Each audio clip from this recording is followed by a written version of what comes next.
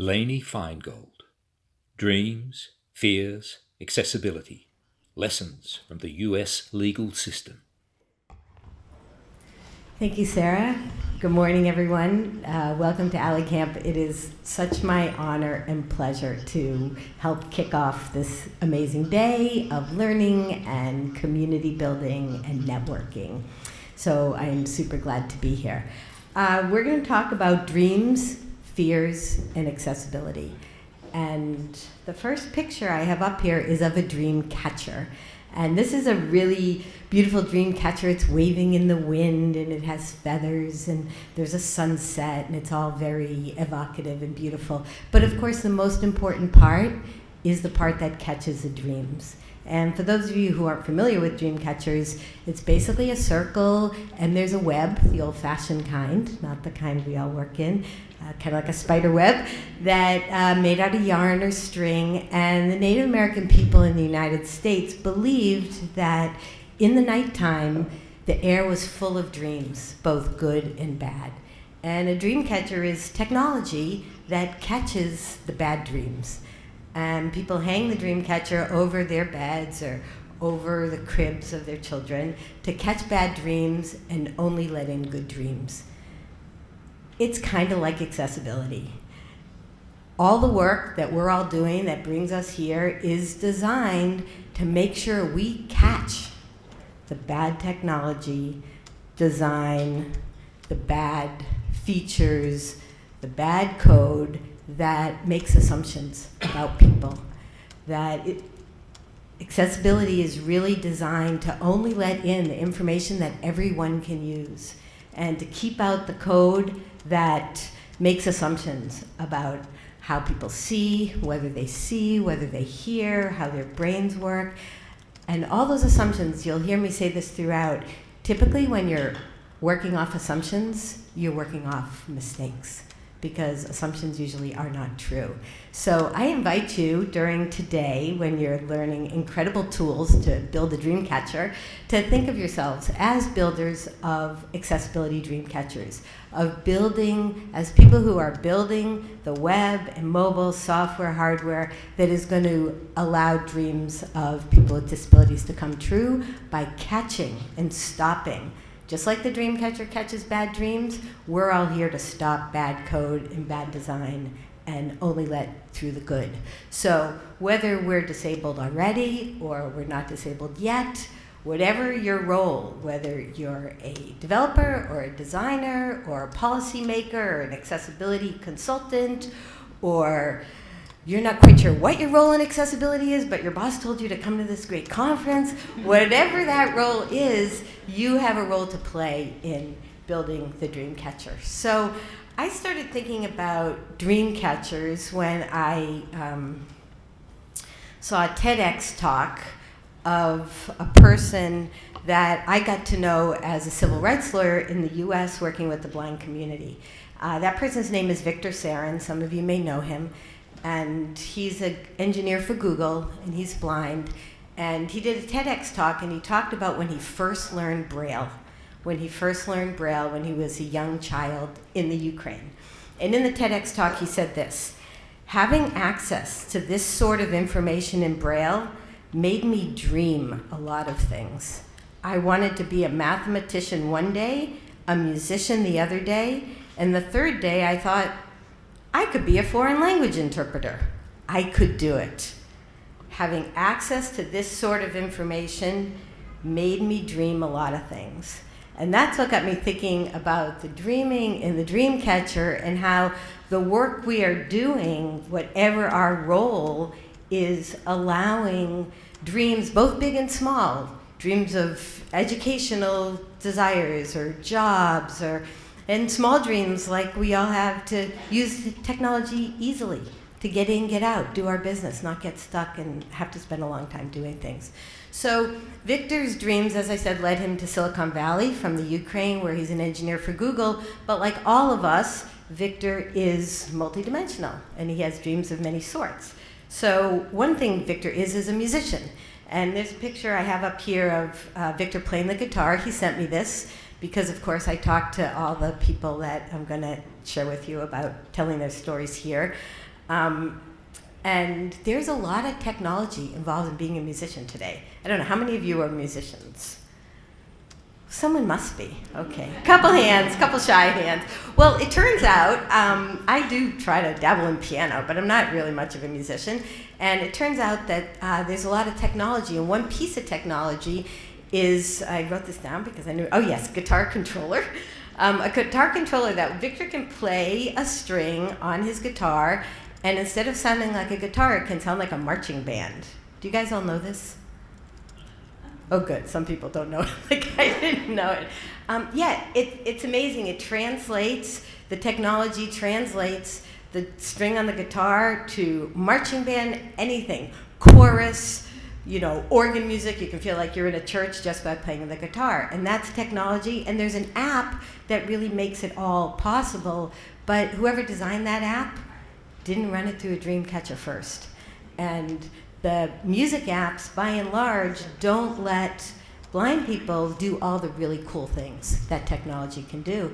And so it thwarts, it stops one of the dreams that Victor had and still has. So I think that happens because, again, there was an under-assumption. Whoever was making that music app wasn't thinking of Victor Sarin, wasn't thinking of blind musicians. And so whenever we make assumptions, one of the things here is to just check our assumptions, whatever our roles, about who will be using the technology that we're designing. So I met Victor because we worked together in building a dreamcatcher with a big financial institution, so Victor could, and other blind people could independently trade stocks. And I'm hoping to work together to make this dream of music technology a reality too. The next person I want to introduce you to, and I wanted to bring in some of the clients I've worked with early on, because if there's one takeaway that you'll probably hear in every session, is that accessibility is about people. And it's somehow easy for all of us to forget that when we're doing our little piece of whatever it is, being a civil rights lawyer and thinking of our people as clients, or being a designer and thinking of our people as users. But accessibility is really about people, and the more we can hold on to that and go back to it, the more we're going to be able to think big and not fall into the assumptions. Make a good dream catcher. So this is Jean-Pierre Jamis, JP Jamis, with his guide dog. JP is a web developer, engineer for a big insurance company in the US, and like Victor and like all of us, he's very multifaceted, and one of his facets is being a boater. So he sent me this picture of him and his wife on his boat, and he's listening to his app through his iPhone about what's happening under the boat. And like, I'm not a musician, I'm definitely not a boater, but you guys are in Australia, so maybe you boat more often. I don't know. But anyways, this is like amazing technology that will let you know everything that's going on underneath the boat and the ocean floor and the depth and all this stuff. And this app is accessible, so he's able to figure out where he wants to take the boat, and mostly he wants to take the boat where the fish are, and so that's all good.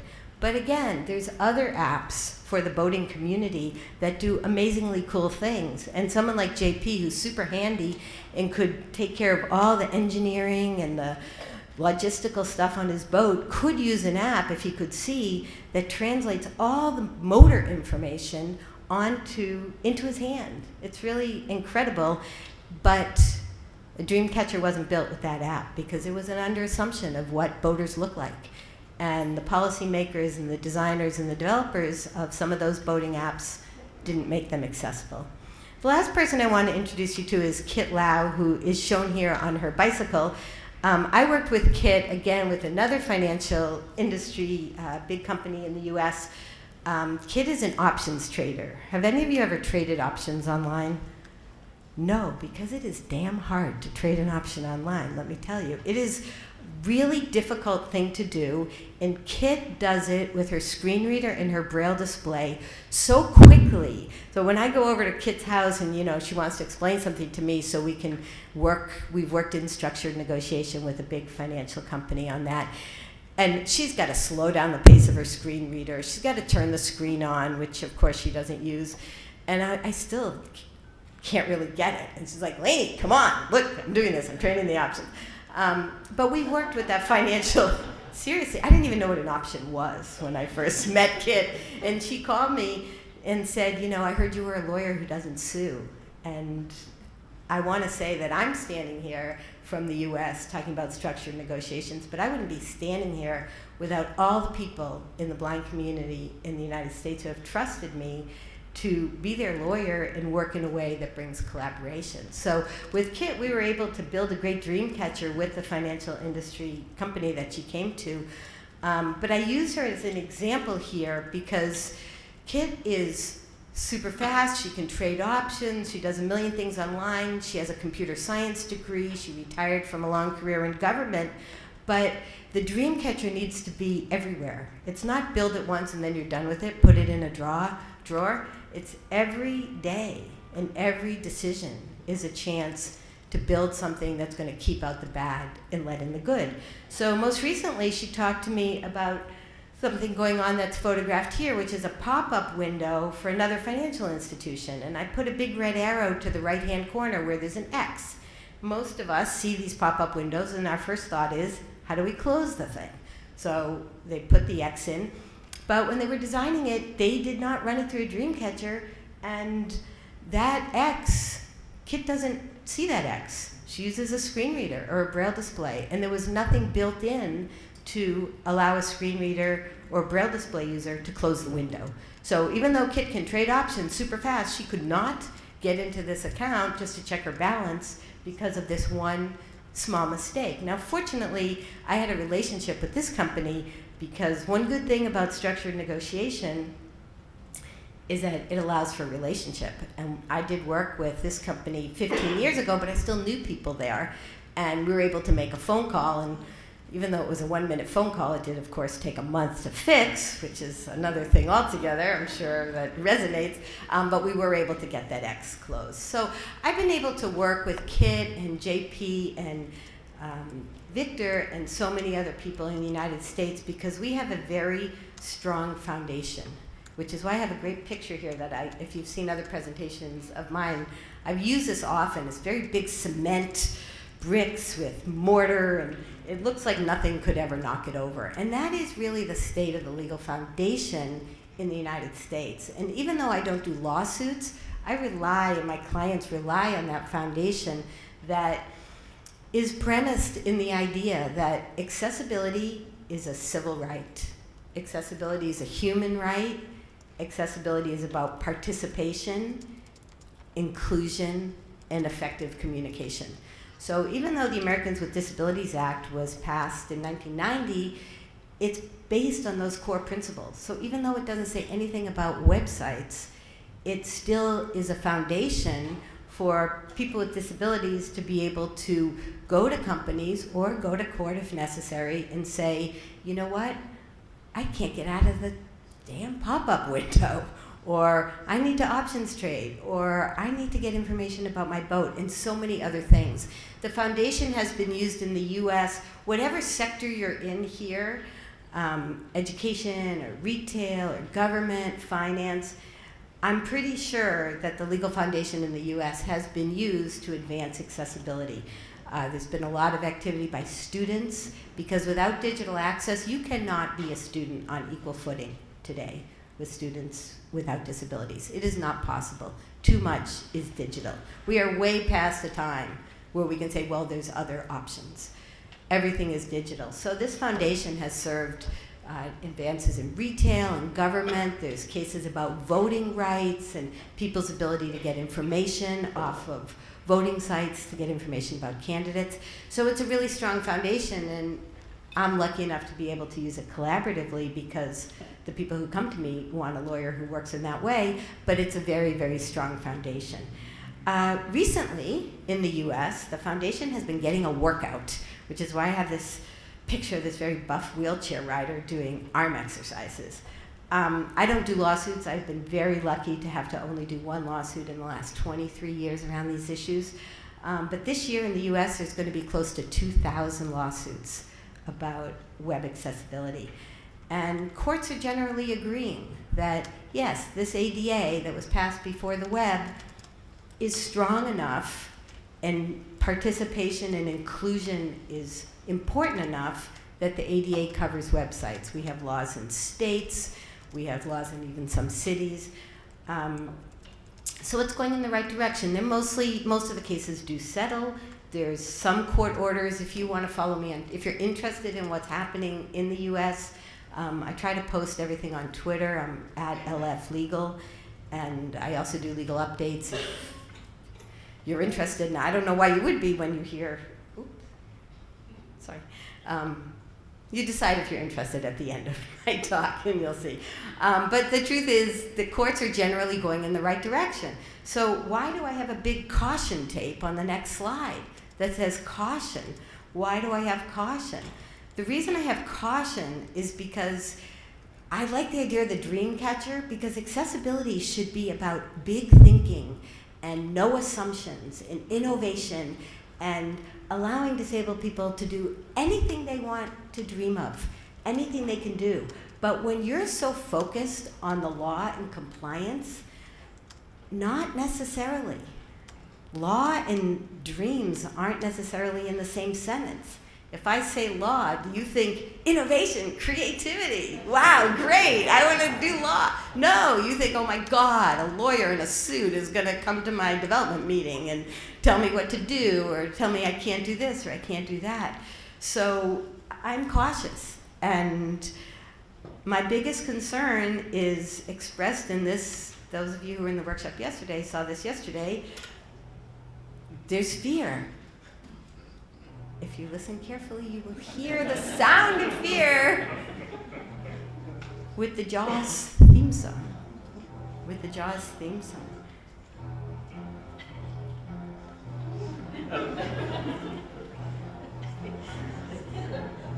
Yeah, so fear is becoming a motivator in the US. And all those lawsuits, those 2,000 lawsuits, 98% of them are about web pages. Technology, as some of us were talking about last night, technology is, we're all thinking about AI and virtual reality, artificial intelligence, and in the medical field, instead of wallpaper in the hospital rooms, there's smart boards that are communicating with the patient, or you can swallow something that will send a readout to your iPhone and tell you whether you've taken your medication and whether your medication is working properly. That's where we need accessibility. That's where we need innovation to make sure that there's not just participation, but equality and communication and privacy and security. These are all aspects of accessibility. Yet the US law is not just talking only about web pages. Most of those cases, they're still fighting about whether websites have to be connected to a brick and mortar establishment in order to be covered by the law. Fortunately, like I said, the law is going in the right direction, but this is what we're talking about. So when we talk about fear and as a primary motivator, complying with the law as a primary motivator, I think it's really a problem. And I learned it was really a problem with a question about this number, 65%. I was doing a webinar, and it was with education. I know some of you are in the education sector, a crucial place for creative accessibility and dream catchers that let in the dreams of all students, just like Victor when he was 13. And I got a question at the end, and don't forget, these were people who were committed to accessibility because they were in a meeting, and the question was this: our captions are only 65% accurate. Do you think that complies with the ADA?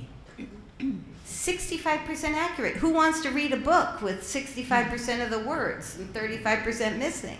Who wants to listen to a video where you can only hear 65% of the dialogue? But this is a kind of question that comes from only thinking about compliance and forgetting what accessibility is about. So I don't remember if I said this at the beginning, but if you guys are in this room, you are part of a global accessibility movement, and you are accessibility champions, whatever role, whatever brought you here. And the fear part of this comes from, I don't want you to be channeled into just thinking legal compliance, because you are here because you have a spark of creativity. You want inclusion. You want disabled people to be part of your institutions and services and programs. So we want to stay away from any kind of context that forces people to ask questions like whether 65% of captioning is accurate. And fear is a liar. Fear is a liar. In structured negotiations, we're able to form relationships and break down a lot of fears. People have fears about disabled people. And I really encourage you, whatever role you are, try to bring people with disability into your process in whatever way. Of course, ideally as employees, contractors, but focus groups and usability studies, because that is really the best way to break down fear. And I have had experiences when my early work in this space was around ATMs that talk, and banks didn't want to do it because they were afraid blind people would get mugged if they went to the bank to get out their own money. And by getting to know blind people, the banks could see, I see some blind people laughing in the front row. This is true, I am telling you. And it's only by getting to know each other, and that's one of the great things about something like AlleyCamp, where we can get to know each other, do we have ways to break down that fear. So if law can't be the only filter, what is the role of it? Because like I said, the strong foundation has enabled me to do the work that I do. So law goes in the cookie. And I have this really nice picture of a really yummy close-up of a chocolate chip cookie. And so law it's part of baked-in accessibility. It is part of the cookie. It can be the chip or the M&M or the butter or the sugar or anything.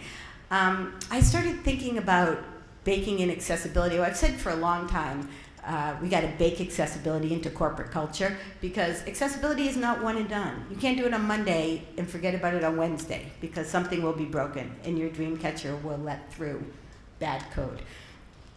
So I've always said it for a long time, but last year I had the opportunity to do a presentation with Microsoft, with a Microsoft lawyer, and we completely agreed on all the ingredients of the cookie.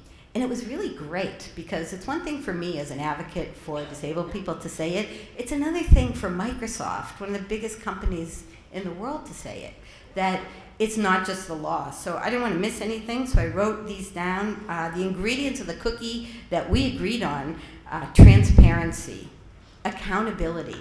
There's so many people in your organization who are responsible for making sure that dreamcatcher works. People need to be accountable. And I'm sure there's those of you in the room, and I won't make you out yourself, who are probably the only person in your organization trying to push this thing forward. And the more we can communicate that, yeah, there's so many people accountable. So many of my cases started with blind people calling up a customer service line. I did work with credit unions, credit reporting agencies, to make sure credit reports were accessible. And someone I know called up and they said, well, can't your mother read it to you? It's like a credit report. First of all, the woman was like 50 and her mother was dead. And then when she said she didn't have any parents, they said, don't you have a neighbor? And these are the kind of things that training, another component in the cookie, and accountability of those people who are trained. Testing. I know many of you involved in testing, and you're going to hear Carl, and some of you will be in his workshop later. Good testing program, training, like I said, design, coding, standards, and hiring people with disabilities. It was so liberating for me to hear the Microsoft lawyer say part of the accessibility cookie is hiring people with disabilities, which I had always known. Of course, that's a good thing, but I had kind of put it over here. Like, yeah, you need to have diversity hiring and you need to have accessibility.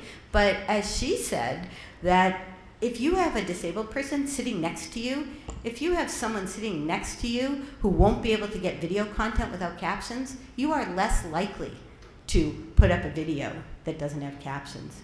Or if you have someone sitting next to you that can't use the video controls. I did a structured negotiation with Major League Baseball, and it all started because they put up a video player or an audio player where there was no access to the controls. So I'm sure people have had this experience. You couldn't make it louder, you couldn't rewind. These basic things that I was thinking in this presentation, well, those are really dreams to be able to adjust volume, But yeah, they kind of are, because the core dream is being able to use technology like everyone else. So hiring disabled people, a critical part of the cookie, and legal compliance. So yes, part of the cookie, but if you do all those other things and you see accessibility for its innovation that it is, the legal compliance is going to come along, and we really can't let the tail wag the dog there. So when I thought about telling you about Victor and JP and Kit, I was thinking, oh, they have good stories and interesting tech, and I wanted to share it. But one thing I didn't realize till I was kind of putting this together is they represent something else that's important, which is that accessibility is global. And like I said, you're part of a global movement, and it's good to remember, because when you're the only person there and you're banging the head against the wall and you're not getting what you need, you can remember Alley Camp and remember that we're really not alone. We're all in this together. So I realized another thing about Kit, JP, and Victor is that none of them were born in the United States. So they really illustrate this accessibility is global thing. And I just put their names where they're from. Victor, JP, which is showing now, JP, was born in Lebanon, and that's where he learned to love boating on the Mediterranean Sea. And Victor, like I said, the Ukraine. And Kit Lau was born in China. Her family almost left her in China because she was blind when they immigrated when she was 20. I tell this story in my book. And she could only get here when she agreed to be the family maid, basically. And she got to the United States, and she insisted on getting an education. She ended up with 2 BA degrees. Like I said, she had a good job in government before she became an expert options trader. So it's just another demonstration that, yes, we're in Australia now, and I work in the US legal system, but it's really the same thing all over the globe. I put their names up here. One thing that you don't see up here is that there are laws and policies everywhere, and more each day, there is an impetus for accessibility. And we have this expression from Martin Luther King in the US, the moral arc of the universe is long, but it bends towards justice. This is what's happening in accessibility. And you have laws in Australia. Like I said, I invite you to look at them. Do they have a strong enough foundation to give you the tools that you need to build good dream catchers in your line of work? But everywhere around the globe, and if you're interested in keeping up with the international developments, the Web Accessibility Initiative has an international page, and I have one on my website too, so I can get that to you. So I picked Victor and JP and Kit to just have a reminder that accessibility is about people, and when you choose accessibility, you make dreams come true.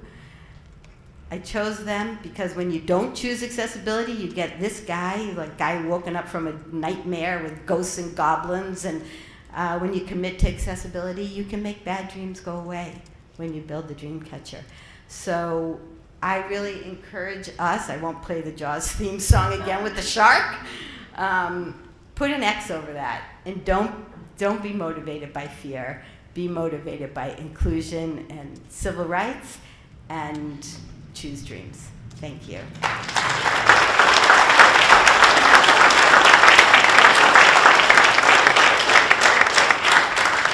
I think we have time for questions. Yeah, so does anyone have any questions or thoughts? And I think we'll have a mic that goes around. Just going to ask everyone to say their name before stating your question. Lainey, thank you very much. That's very interesting. Wait. Over here. Oh, hello. I don't know how many people know that we have in all the states of Australia, I think I chaired Disability Discrimination Legal Service, which is lots of volunteers from the legal area help with people negotiating, and your strategy would be very helpful. But I think it would be terrific to have people from this profession also contributing to the work that has often been about ramps and now is very much about accessibility of digital stuff. Yeah, thank you for that. And yeah, I'm always telling, when new lawyers come into the space in the US, there's a group of us, I don't know if I said it already, but I want to say it now, that lawsuits have played a very important role in the US in establishing that strong foundation around accessibility. And when new people come into the space, we try to say that this is, yes, there's a legal aspect, but you got to know this community if you really want to do it right. It's not just knowing a client and solving a problem. You need to know the expertise that's out there and the incredible hard work that everybody's doing without the law to make accessibility. Like I mentioned, the laws on websites, and we're all thinking about AI, but Microsoft has an AI accessibility team and project, and they give funding for accessibility-related AI projects. So yeah, this is a place where law and technology need to work together. Lainey, if I may, it's Hamish from the ANZ. Just a quick, really enjoyed your talk, and you mentioned Hamish from the ANZ. Most of you would have heard that because I laugh. You mentioned a couple of things in your talk, which was fantastic. You mentioned a number of 2,000 lawsuits, and you also mentioned Carl. Now, Carl, forgive me if it wasn't you, but I'm pretty sure recently I've seen you rather upset with the number of maybe frivolous or ambulance chasing, I think may have been used in there, sort of lawsuits. Now, when you're talking structured negotiation, obviously the idea is not to end up in court, but do you think the prevalence of the number of, sort of group cases and things that maybe aren't based on actual reality maybe, or is just people looking to make some money, do you think that's gonna hurt what you're trying to do? Thanks. This is what I struggle with. This is where I started thinking about dreams and fears, and the legal space around digital accessibility has been so collaborative since I entered it in 1995. People doing lawsuits, people doing structured negotiations. We had an amazing Department of Justice under President Obama that was doing really important work. So whatever the strategy was advancing accessibility. It is true, we have some, what do I want to say here on videotape? We have some lawyers who are looking at it differently now, and I am an optimist. I write about optimism in the book because you need to believe that in the end, being collaborative, having the relationships, doing for the right reason is going to win out. But it is frustrating to those of us who have been in this space for a long time. On the other hand, some of these lawsuits, if they don't settle, they end up with good court orders because some lawyers, and it's not just the lawyers filing the lawsuits. We have new people in the space representing companies who aren't doing the right thing. Every organization that I've worked with, including the biggest, Walmart and Bank of America, they've had lawyers who have also seen the value of collaboration.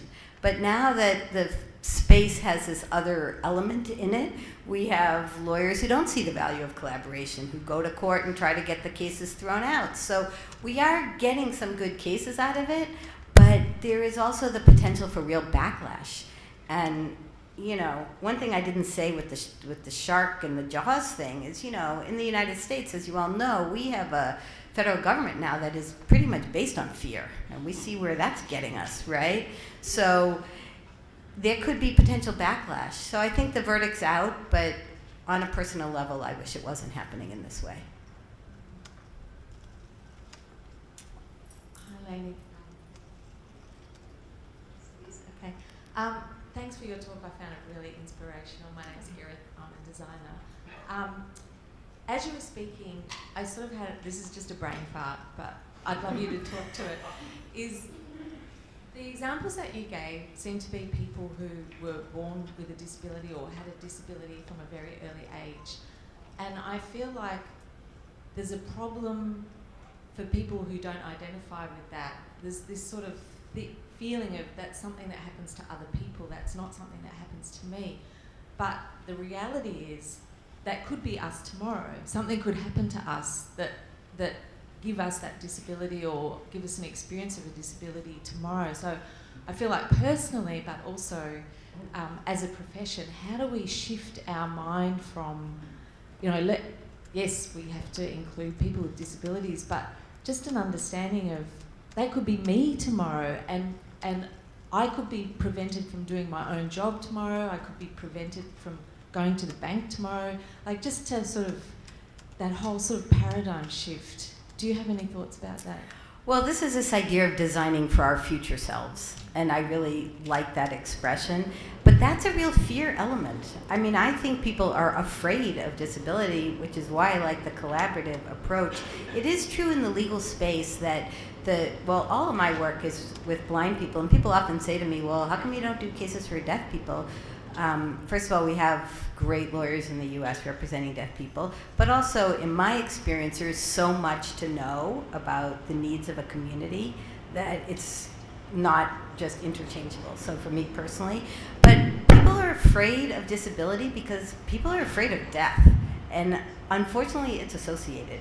And we need to tease those apart, and it's way bigger than our work as civil rights lawyers or designers or whatever your role is in this room. And it's a real culture shift. And I think as people live longer and people get to the magic 65 or 70 and they're still vibrant and they're beginning to have disability issues, especially cognitive. Cognitive really hasn't gotten its rightful attention in the legal space.